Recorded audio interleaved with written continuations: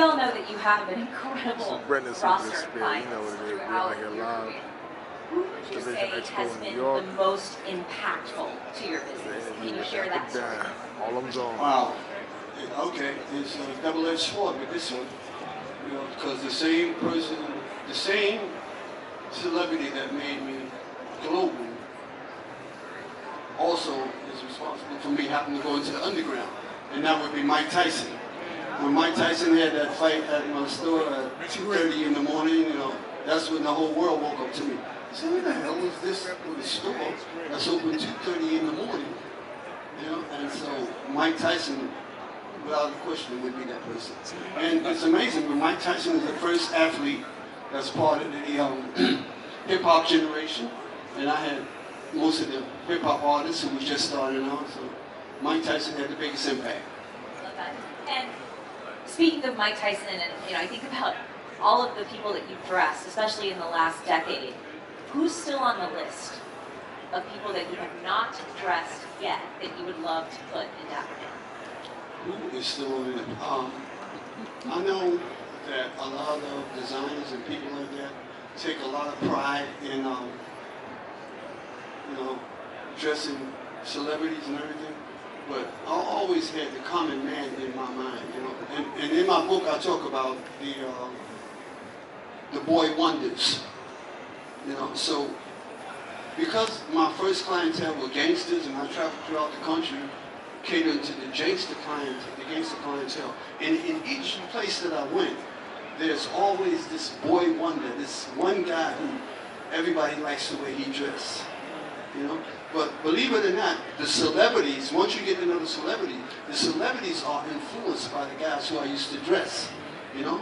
One of the tricks that I used first on, like this was this big gangster guy in Harlem, Jack Jackson. Jack Jackson is the one who chose on John Gotti's brother, Gene Gotti. And this is one of the major tricks I learned. He would not buy it from me. Yeah, this big gangster would not buy it from me. Like hanging out with me, like talking to me, right? So I said I got a track. There was a big event taking place at one of the concert halls here in New York City, Radio City Hall. So I said, I got a trick for him. What I did was, I dressed his lieutenant, you know, and then he came back at 3 o'clock, 4 o'clock in the morning after the event party. I said, yo man, let me tell you something. Don't you ever have my lieutenant looking better than me. You know? So what you do is you find, even when celebrities come, a lot of people think that celebrities come with what they want on their mind. I always look at who they look at. I observe, I see who is the one that they listen to, you know, and I cater to whatever that says. So, because if you don't do that, and you're in the fashion industry, and you cater to the celebrity, as opposed to who the celebrity has around them, that's influencing them, you get a call later on. Because the celebrity said, yeah, I didn't really like the way that looked on him. However, if you cater to whoever it is, his influence, you know, so if you win the influence of the influencer, that's where you get the power. Love that. Great advice. Really good advice. Now, let's talk a little bit about your own brand in your personal style. Dad, give me 3 words to define your style today. Get in if you want to fit in. Everywhere I go, like, because I was born in East Harlem, I was born in a multicultural neighborhood, you know, so I grew up with like Dominicans, Puerto Ricans, Jewish guys, Irish guys. I have a sense of all those styles. So when I learned, and this, later on I learned this from my guru. He says, if you are in the presence of red, let your spine be red. If you're in the presence of green, let your spine be green. But when you are by yourself, let your spine be you. So how I translate that into what I do every day, when I go to like my Dominican clubs with cutting edge styles and I dress according to where I'm going. So if I go into a neighborhood or to a location and I know how they dress, I'm going to outdress them there. I'm not going to wear something that I would wear to a Wall Street event. You know, I got to leave an impression on them to let them know, like, oh, he can handle what I want. How do you remain true to yourself, though, through that? Because I feel like there's always a thread about you. You're always impeccably tailored. You've always got beautiful eyewear. So how do you adapt to your environment while still staying so true and grounded in who you are as a designer, as a man, as an author, as a businessman? I self-grounded by taking the train and the bus. A young guy told me one day, he said, wow, Dad, you on the train? He said, I never thought I'd see you on the train. I said, I'm on the train so that I could see you. So you stay grounded by staying with the people who put you where you are. Like even when the hip-hop artists come and people like that come, I tell them, you know, Rick Ross, everybody who's come to Harlem, all the rappers who's come to Harlem, who you see with, I said, we got to take a walk. We got to let the people in Harlem know that how human we are. You know, so if you reach the human side of people, then you maintain, your relationship with those who matter the most. Is that one of the reasons you asked Gucci to come meet you in Harlem? Yeah, when people, if I can't even like, I had to make a conversion to wear a hoodie. You know, so when Gap said, yo, we want you to do this collaboration, we want you to wear a hoodie. I said, okay. This gave me the opportunity. I said, what can I bring to the hoodie? So I said, I'm going to bring Dapper to the hoodie.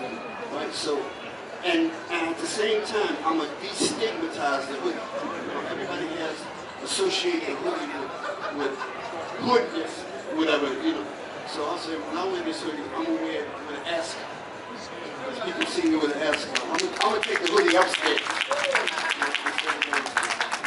I think that's been one of my favorite collaborations, and when I first heard about it, I was surprised. I thought, I can't even imagine you in a hoodie, but then I see the images and I see how you style it, and it's still so authentically you. As you look for collaboration, and collaboration becomes such a big part of our world, that's how so many brands are finding an audience, what is it that you're looking for in a collaboration? My ability to tell a story. If I can't tell a story, and I'm coming out the door, I say, listen, for instance, I got a collaboration. I can't tell you exactly who it is right now, but I told him, like, when I got the collaboration with Gucci, I said, Gucci, everything that you're doing that's associated with me, that's responsible for having me today, came from where I came from. It came from Harlem. So I said, if we're going to do this, a collaboration, if we're going to do this partnership, we have to go to where it came from. We have to show the people that we appreciate this element of the culture. So I said, I have to have my atelier in Harlem. You know, and so Gucci gave me an atelier in Harlem. And I said, I have to have the ability to create the same way it has been created. I said, you just give me the finish. You give me the raw goods, I'll do the finishing. And let's talk a little bit about the Gucci collaboration, because when I saw that happening, it came out in a really interesting way. For you guys that don't know that story, social media saw a jacket on the runway that was very similar to the Diane Dixon Gucci jacket you made years and decades before that. How important was social media to that moment? You know, I call that a pivotal point in diversity and exclusivity. And let me explain to you why.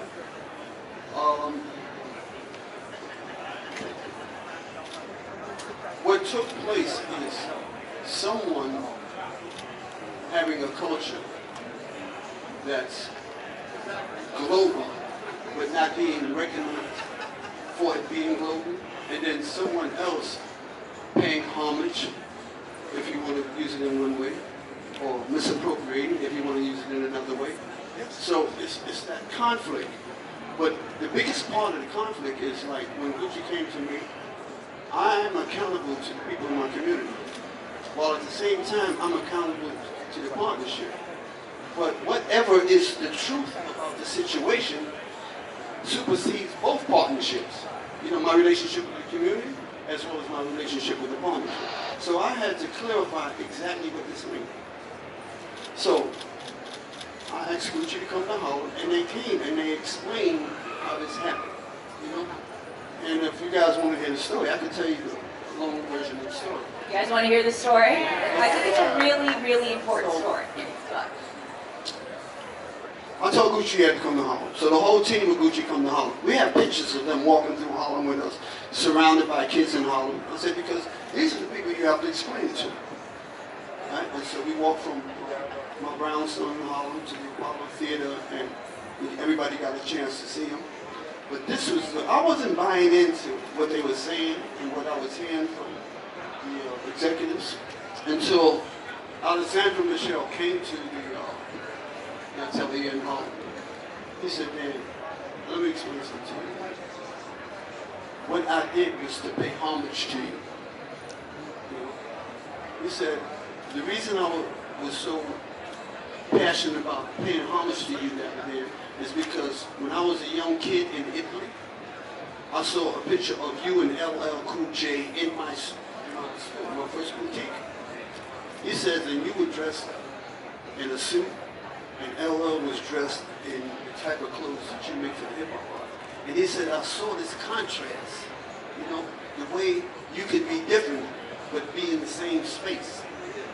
He says, at the time I was growing up in Italy, you know, as a gay young man, I never saw that before. He said, and I was inspired by it. And so that's the story. So that touched me in a way that I can relate, you know. So he seen, what he saw in me was like, here's a black kid who have never had nothing, you know what I'm saying, coming up, you know, and have to, you know,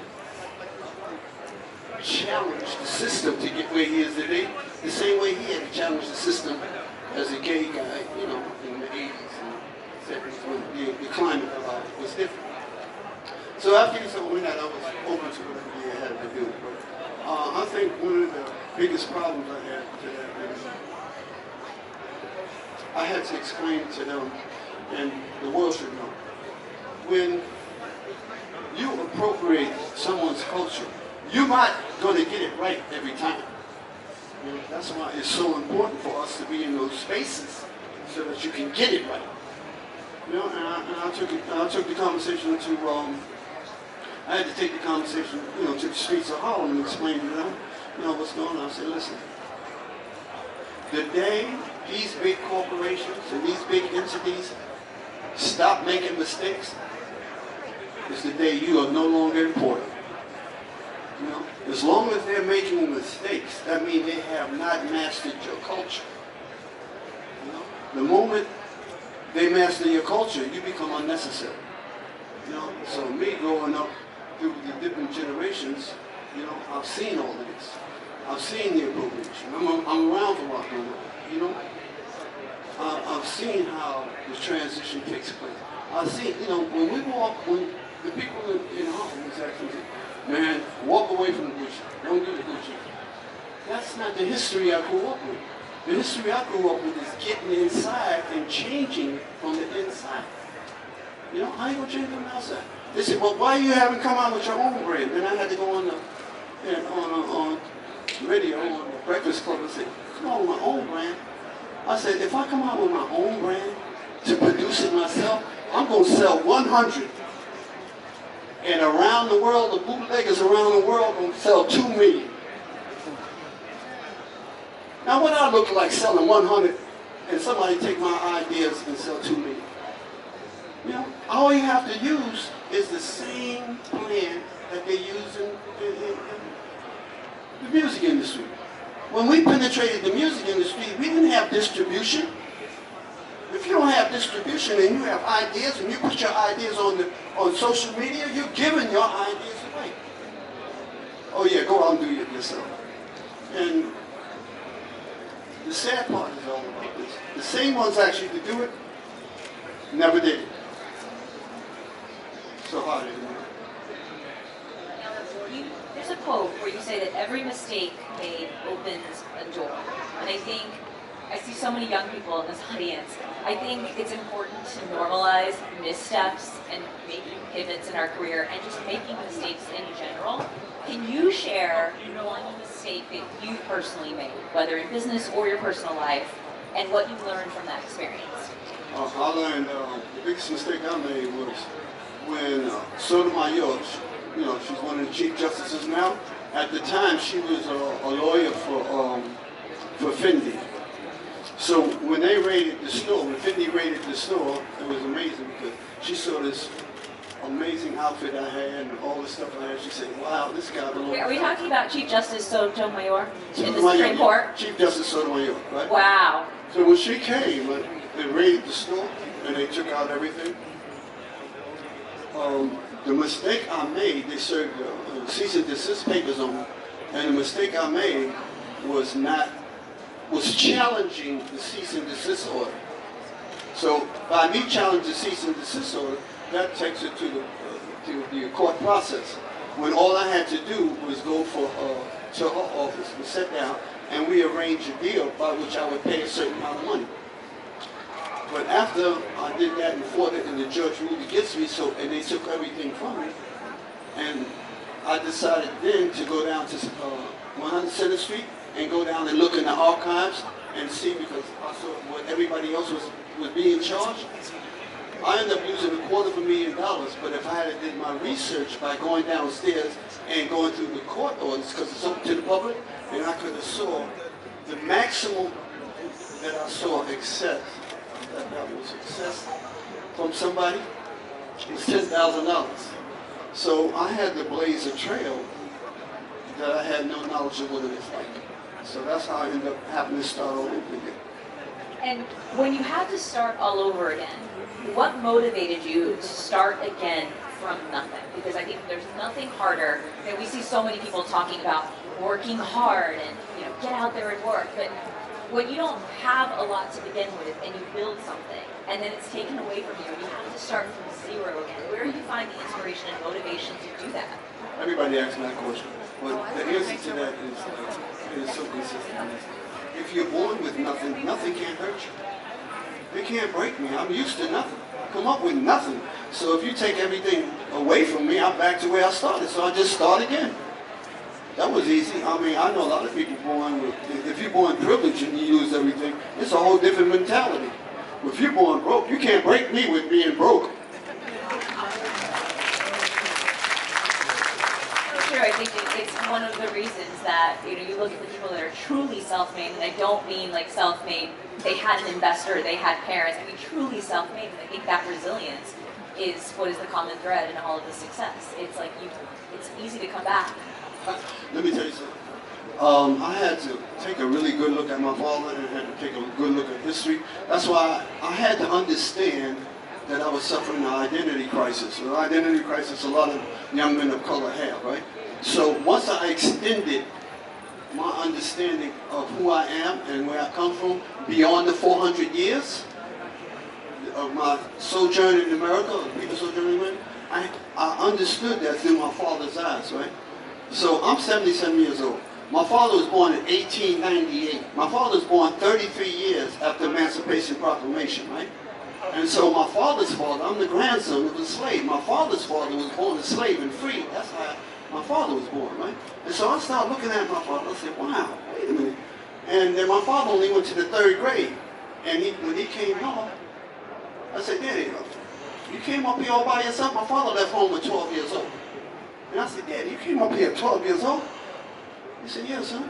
I said, and you never went back? You never saw any of his family? And he never went back. And my mother's the same story. My father from Emporia, Virginia. Population when he left, I had to do all the homework so that could enrich me and make me strong enough to understand the roots from which I came.